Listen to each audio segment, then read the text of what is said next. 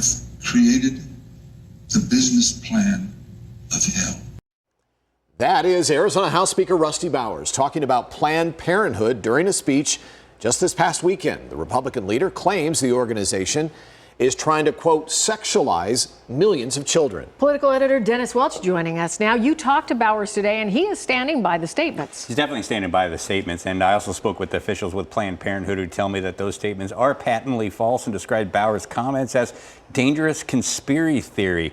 Now, they also tell me, that is the Planned Parenthood folks, that the comprehensive sex education in classroom actually lowers the rate of STDs and abortions. Bowers insists this is all being pushed for profit by Planned Parenthood. Here's more of what he had to say on Saturday.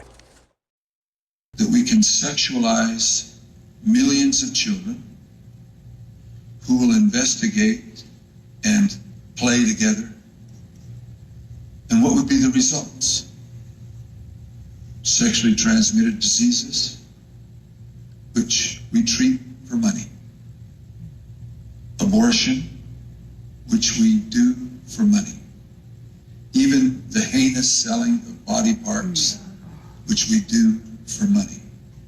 And the treatment of AIDS across the world, which we do for money. House Speaker Rusty Bowers speaking at an event in Gilbert, along with State Senator Sylvia Allen, the chairwoman of the Senate Education Committee. Both spoke of the dangers they see if Arizona adopts a comprehensive sex education program for Arizona's public schools. According to a video shot by an extremist anti-immigration group, Patriot Movement AZ, they oppose the standards that include teaching students about having sex, STDs, contraception, and gender identities. A spokeswoman for Planned Parenthood dismissed Bowers' comments as conspiracy theory and explained why her organization supports scientifically accurate sex ed programs in schools. What comprehensive sex ed actually does is reduce STD rates, reduce unintended pregnancy, and empower students to be able to have healthy lives and healthy futures. So we're just really, at this point where we're tired of the Planned Parenthood name and the people that support us being continually attacked without any basis.